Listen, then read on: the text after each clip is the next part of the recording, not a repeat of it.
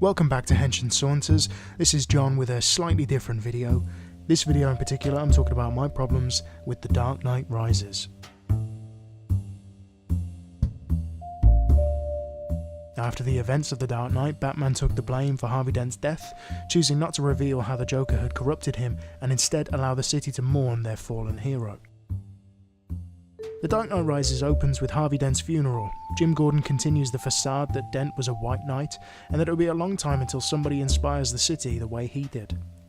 After a truly thrilling opening scene where we are introduced to Bane and also reminded of the wonders of practical stunt work in cinema, we're taken to Wayne Manor where there is a function being held in honour of the Dent Act that essentially has eradicated organised crime in the city.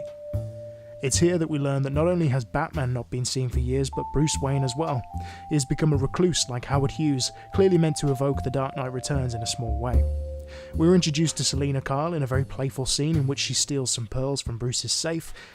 And now I'm going to quickly run through the plot points and get to the real meat of this review, so bear with me.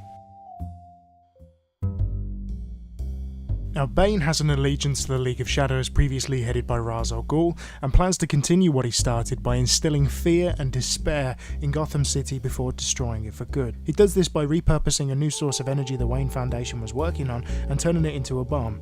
With no way to defuse the bomb, Bane's army patrolling the streets and bridges and tunnel networks being destroyed, all the citizens of Gotham can do is wait for death.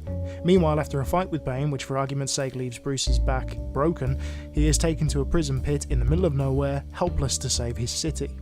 Needless to say, Bruce gets his shit together, travels back to Gotham, defeats Bane and sacrifices himself by flying the bomb over the Gotham Bay. This is essentially the plot of the film.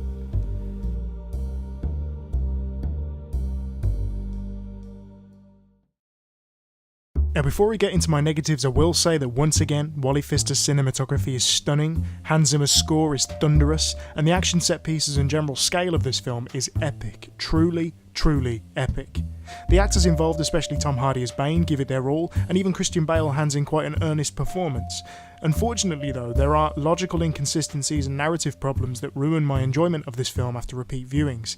It's disappointing to say that I genuinely dislike this film more and more each time I watch it, and here's why. My first glaring problem with this film is that Christopher Nolan and team don't really understand the character of Batman or Bruce Wayne. Batman for all intents and purposes failed in The Dark Knight. The Joker corrupted a good man and killed Bruce's love in the process. Batman, however, would not just hide away. He would probably go on a rampage and lose his way a little, like we see in Batman v Superman, but he wouldn't just quit, even if he was to blame for Harvey Dent's death. A clear inspiration for The Dark Knight Rises, at least in spirit, is Frank Miller's The Dark Knight Returns. The context of that graphic novel explains why Batman was in retirement, but when he comes back, he comes for blood. One thing to consider is, Batman in the comic books, by association, he was responsible for the second Robin, Jason Todd's death, and also the paralysis of Barbara Gordon, as well as the torment of her father. Man so puny, and the universe so big. Barbara? If you hurt inside, get certified. And if life should treat you bad, don't get Barbara! even. Get mad. Yes! Okay, these acts were all carried out by the Joker, but even after all this, Batman never gave up.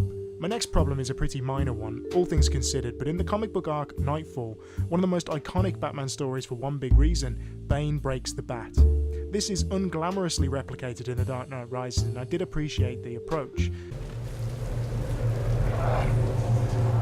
Ah, yes! I was wondering what would break first. Your spirit?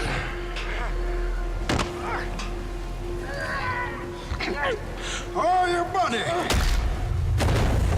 The moment doesn't draw attention to itself, it's brutal and realistic. How quickly Bruce is able to recover concerns me though. I know there are several months between Bruce's incarceration and his return to Gotham. I know his back wasn't broken but just severely damaged. However, this still doesn't comfort me. In the comic, Bruce needs to use a wheelchair and also recruits John Paul Valley or Azrael as his replacement. Ironically, Azrael in his brief stint is the kind of Batman Bruce should have been after losing Rachel. Another complaint I have is how Bruce Wayne got back to Gotham after escaping the prison, but I'll let that one slide. We've seen it in Batman Begins that Bruce is very resourceful. Another problem I have is that we are constantly reminded through this film especially that Bruce is just a man, none more so apparent than in this scene. I have seen worse cartilage in knees. It's good. No, that's because there is no cartilage in your knee, and not much of any use in your elbows or your shoulders. Between that and the scar tissue on your kidneys, the residual concussive damage to your brain tissue, and the general scarred over quality of your body, I cannot recommend that you go hella skiing, Mr. Wayne. Through the wonders of technology though, Bruce is able to kick through a brick wall using a magic knee brace. I'm serious. John Blake discovering Batman's identity makes no sense at all. Just because he sees a familiar facial expression, he determines that Bruce Wayne is Batman based on his own experience of being an orphan. Blake relating to Wayne is awesome, that works for me, but for that to be the deciding factor in his analysis of Batman is totally ridiculous. The character may have had a long time to analyse Bruce Wayne in the media, however, it's never explained, and this is frustrating. Another issue I have is Talia al Ghul. What was the point? I appreciate these movies coming full circle and being linked to Batman Begins to do with the League of Shadows, but Bane being a member of the League of Shadows was more than enough of a callback.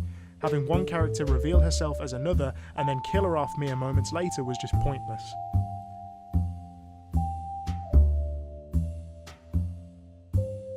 Now the ending of the film is the biggest problem for me though, and this is why I've saved it for last. Christopher Nolan is an amazing filmmaker, no question, so I was really disappointed with the ending because it felt too safe. I'm not talking about the closing shots with John Blake finding the Batcave, that was cool, but I'm talking about Alfred, Bruce and Selina at the cafe in Florence. To give context, earlier in the film, Alfred describes a cafe in Florence that he visits every year and has a fantasy that he would look across the tables and he'd see Bruce. They'd say nothing to each other, but both know that Bruce was happy. It's a sweet scene, however, we are cheated in the finale. There are theories that Alfred was only wishing that he'd see Bruce at the cafe, but regardless, we as an audience see exactly that. Alfred looks over, sees Bruce, and they smile at each other. Now, if you will, allow me to show you a much more fulfilling edit of that scene.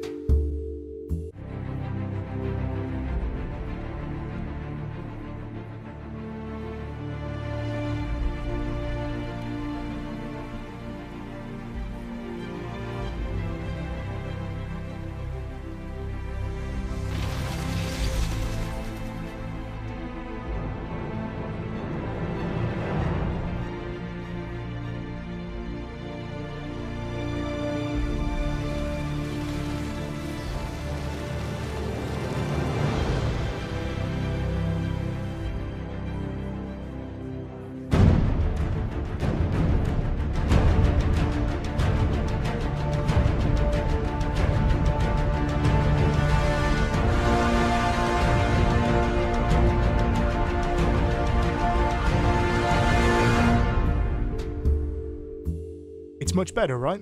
Anyways guys, that's my video on The Dark Knight Rises discussing the problems I have with it. It's not an awful film by any means, and please don't take my opinions as gospel. If you disagree with me, tell me why. If you agree with me, tell me why. And this is another way to encourage conversation about films, because of course that's why we're all here, because we love movies, we love comic books, and we love talking about them. As always, if you enjoyed this video, please click thumbs up. If you've got something to say, please leave a comment down below. And if you want to see more, hit subscribe. Thanks for watching, guys.